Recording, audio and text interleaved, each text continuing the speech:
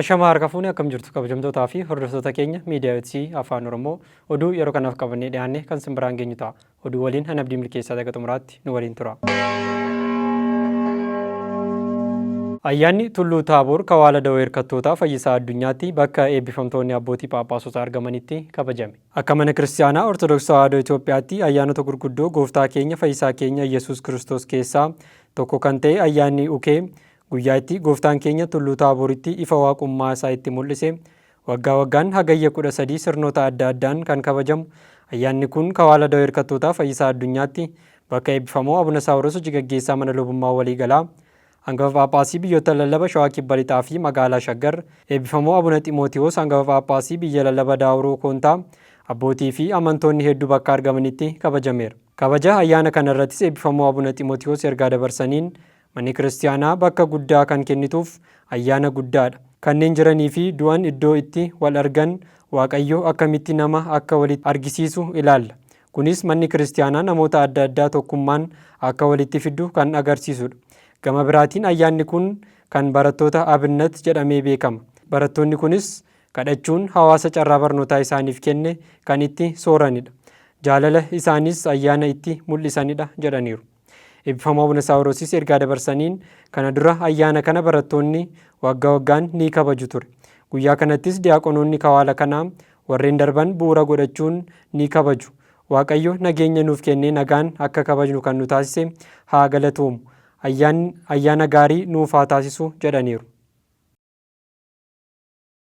Oduudhuma wal fakkaatuun ayyaanni waggaa Tulluu Taaboor mana kiristaanaa Dabra Salaam Maxmaqa Malakoot Qulqulluu Yohaannisii fi Qulqulluu Waaqa Abbaatti bakka eebbifamoo Abuna Gorgoriyoos argamanitti kabajameera. Ayyaanni waggaa Tulluu Taaboor kun biyya lallaba Shawaa Bahaa Aanaa Adaamii Tulluu Jiddoo Kombolchaa mana kiristaanaa Garbii Wuddeenaa Dabra Salaam Maxmaqa Malakoot Qulqulluu Yohaannisii fi Qulqulluu Waaqa Abbaatti eebbifamoo Abuna Gorgoriyoos hangafa Phaaphaasii biyya lallaba Shawaa Bahaa hoogganaa Kawaala Baatuu Hamara Birhaan Qulqulluu Gabreelii fi Kolleejii Afuurawaa bakka argamanitti kabajameera. Eebbifamummaan isaanis har'a guyyaa ifni waaqummaa isaa itti calaqqise tokkummaa fi sadummaan Qulqulluu Sillaasee itti mul'atedha. Ayyaana Dabra Taaboriitiin baga nagaan isin ga'e jechuudhaan amantootaaf ergaa dabarsaniiru.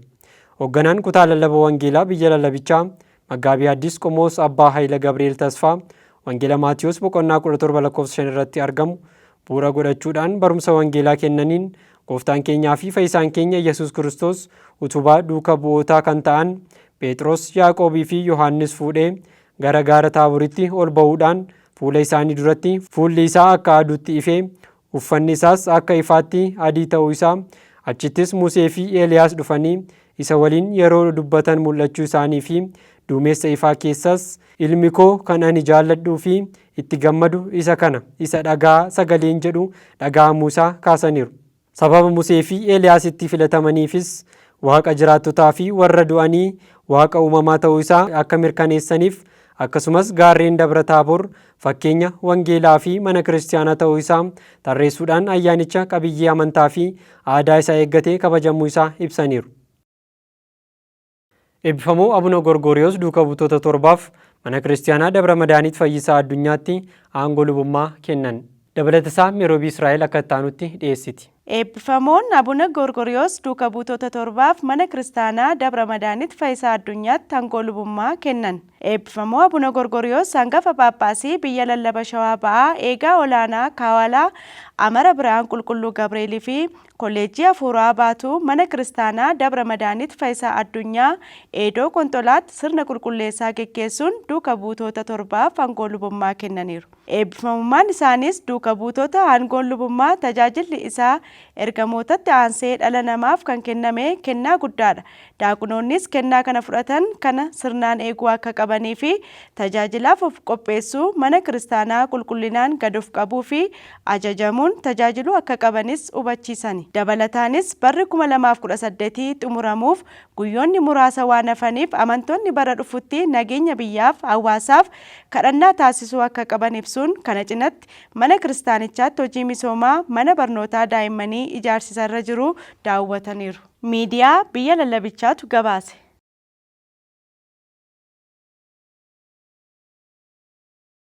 Eebbifamoo Abuna Malkatseediq tajaajila duuka bu'ummaaf biyya lallaba Harargee Bahaatti imalan.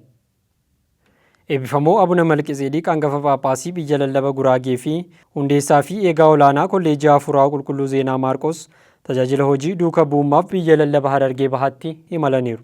Eebbifamummaan isaanis yeroo buufata xiyyaaraa magaalaa Dirree Dhaawaa qaqqabanitti eebbifamoo Abuna Niqoodimoos hangafa Phaaphaasii biyyoota lallaba Harargee Bahaa, Wallagga Bahaa fi Horroo Guduruu Wallaggaa akkasumas hojii gaggeessaa biyya lallabichaan simannaan taasifameefira.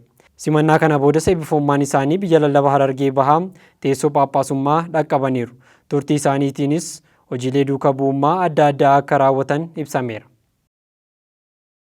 Biyya lallaba Iluu Abbaa Booraatti barattoonni dilbataa leenjii fudhachaa turan 17 eebbifaman. Dabalatasaa Taarikuu Baqqalaa akka itti aanutti dhiyeessa.